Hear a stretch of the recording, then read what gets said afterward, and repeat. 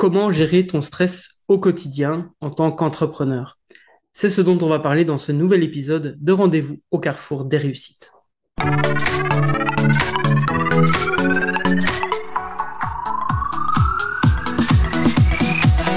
Bonjour, c'est David Valls, imaginant, fondateur de l'académie businessbonheur.com, et aujourd'hui on va voir 3 points importants que tu peux mettre en application pour diminuer ce stress que tu peux avoir au quotidien. Et l'idéal, c'est de mettre en application bien sûr ce que l'on va te partager dans cet épisode, car sans action, pas de résultat. Alors, tous les partages que je te fais aujourd'hui sont plutôt des retours d'expérience. Évidemment, il y a encore plein d'autres possibilités de diminuer ton stress. Il y a 3 points que je te partage aujourd'hui, mais on pourrait en lister des dizaines et des dizaines. Si tu souhaites aller plus loin, tu peux évidemment te procurer ton exemplaire du livre Les génies du focus qui te permet de transformer et de passer de 1000 idées à la minute à 4 projets de cœur réalisés chaque année. Il est disponible sur Amazon et également dans un lien que je te mets dans la description. Tu peux te le procurer. Il y a eu plus de 1000 exemplaires vendus et franchement, je suis vraiment assez fier de cette méthode que j'ai développée et que tu peux donc découvrir en entier dans ce bouquin. Alors, j'ai pas eu facile à choisir 3 points que je partage aujourd'hui. Donc, évidemment, peut-être que je ferai un épisode 2 sur comment diminuer son stress. En tout cas, il a fallu faire une sélection et c'est cette sélection que je vais te partager maintenant.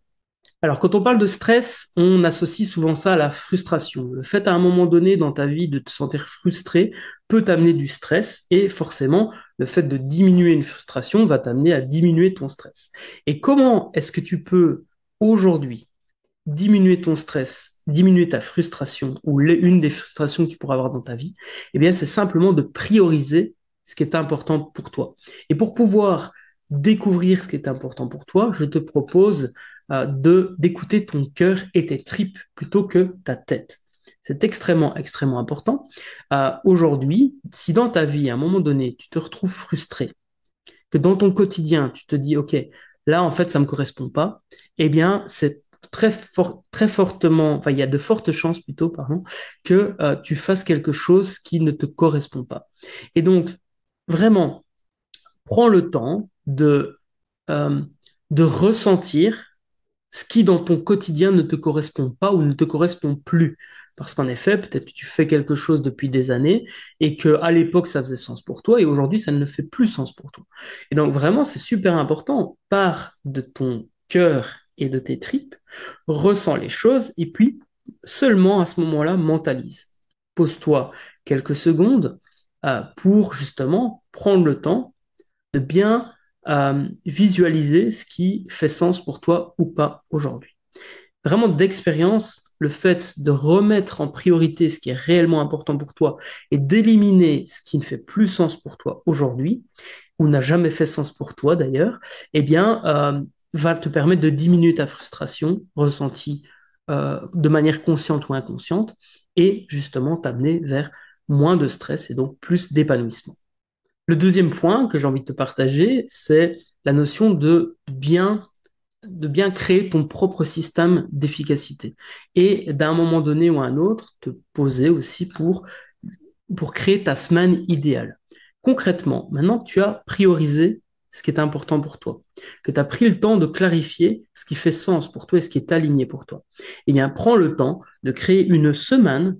Donc moi, ce que je fais, c'est généralement, je prends une feuille A4 et je fais 7 colonnes. Et dans chaque colonne, je décris un peu, OK, tiens, le lundi, je vais faire un live à midi, de midi à 13 heures. Ensuite, je vais m'occuper de mes clients et puis je vais faire ça, et puis je vais faire ça. Et donc, évidemment, c'est une semaine idéale que je mets sur le papier, mais je laisse aussi des créneaux pour gérer les imprévus. Parce que rappelle-toi, si je diminue ma frustration, je diminue mon stress. Et donc forcément, le fait de laisser des plages horaires pendant ma semaine idéale de libre me permet à un moment donné d'intégrer les éventuels imprévus. Donc prends le temps de créer cette semaine idéale et de fonctionner en mode amélioration continue. Ce que tu peux faire, c'est créer une première semaine idéale, la tester pendant un mois, voir ce qui te plaît, voir ce qui te déplaît, voir ce qui te convient, voir ce qui te convient pas. Aussi, par exemple, les lieux dans lesquels tu te rends. Par exemple, moi, je suis dans un espace de coworking. Pour faire mes podcasts, c'est forcément pas évident. Donc, je vais peut-être enregistrer mes podcasts quand je suis chez moi, par exemple. Donc ça dépend évidemment de toi. C'est à toi de décider et c'est à toi d'expérimenter. Pour moi, un système d'efficacité doit être personnel, temporel et évolutif. C'est-à-dire que toi, aujourd'hui, ton système va peut-être bien fonctionner, ta semaine idéale va te correspondre, mais peut-être que à ton toi dans le futur, dans un an, dans 2 ans, ça ne te correspondra plus. Donc, il faut faire évoluer les choses, c'est extrêmement important de t'autoriser aussi à évoluer ou à faire évoluer tes systèmes, parce que nous sommes des êtres d'évolution en tant qu'êtres humains avec un grand H. Et le troisième point que j'ai envie de te partager aujourd'hui, c'est la notion de communication, le fait de communiquer clairement et le plus clairement possible ce que tu veux être, faire et avoir. Déjà à toi-même, prendre le temps de clarifier ça, et puis apprendre à le communiquer de manière la plus claire possible et compréhensible par les autres. Et là, c'est tout un art. Cette notion de communication va dépendre évidemment de l'interlocuteur que tu as en face de toi. J'aime bien prendre cet exemple de ma compagne. Mon épouse, aujourd'hui, ça fait plus de 10 ans qu'on est ensemble. Et ce qui est drôle, c'est que on a appris à décoder ce que l'un et l'autre, on veut se dire avec le temps.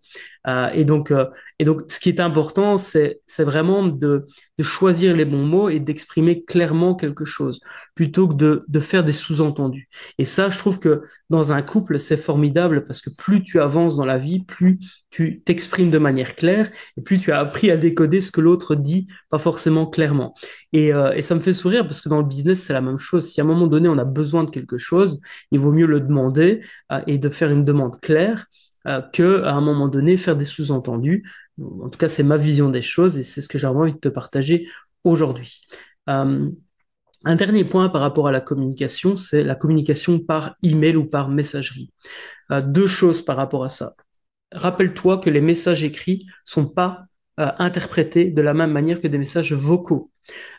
Donc, moi, par exemple, j'aime bien faire des vocaux quand c'est des sujets sensibles et j'aime bien faire de l'écrit quand, à un moment donné ou à un autre, ça doit être synthétisé. Et donc, je vais clairement dire à la personne par écrit, voilà, moi, j'aurais besoin de ça et ça et ça pour avancer, par exemple. Et j'ajoute des emojis, des émoticônes. Pourquoi? Pour si je mets la phrase, si je mets une phrase, je compte sur toi avec un sourire, c'est très différent de je compte sur toi avec un bonhomme fâché. Ok. Ça paraît con, mais pour moi, les emojis, les émoticônes sont faits pour permettre de transmettre des émotions au travers du texte, chose qui n'est pas possible sans ces emojis, sans ces émoticônes. Et la deuxième chose importante, c'est à un moment donné, de privilégier la manière dont on échange avec l'autre euh, par rapport aux objectifs qu'on a. Si à un moment donné, on a juste besoin d'une confirmation que ça ne doit pas être écrit, ça vaut peut-être mieux d'envoyer un message ou de téléphoner à la personne directement. À voir évidemment la personne en face. Si je sais que un de mes partenaires n'est pas disponible le jeudi, ben, je respecte ça et j'envoie un message en disant tiens, j'ai besoin de telle information, je te l'envoie pour pas oublier, sens-toi libre de répondre quand tu reviens demain, par exemple. Euh, donc vraiment être clair dans ta communication va te permettre de diminuer comment dire, ta frustration ou les frustrations que tu pourrais générer au quotidien et forcément du coup de diminuer ton stress et d'être beaucoup plus serein et sereine dans ton activité professionnelle. Et tu peux faire évidemment des ponts avec ta vie privée si tu le souhaites. C'était un grand plaisir de te partager tout cela. Sens-toi libre de laisser un commentaire sous l'épisode de ce podcast, de t'abonner si tu le souhaites, si ça fait sens pour toi. Il y a un épisode par semaine en ce moment et tu peux évidemment laisser un avis positif. Ça aide à rendre visibles les épisodes et à aider encore plus de monde. L'objectif, c'est ensemble vers un monde meilleur. Je compte sur toi. Prends soin de toi pour mieux prendre soin des autres. À la semaine prochaine. Hello, c'est David. Si cette vidéo t'a plu, sache que tu peux retrouver tous les épisodes en cliquant sur la playlist qui vient d'apparaître à l'écran. Sache également que tu peux télécharger mon nouveau livre Destination Business Bonheur. Si tu souhaites plus de liberté, plus de joie et plus de revenus dans ton business, c'est fait pour toi. Télécharge-le en cliquant sur la barre d'infos. Prends soin de toi pour mieux prendre soin des autres.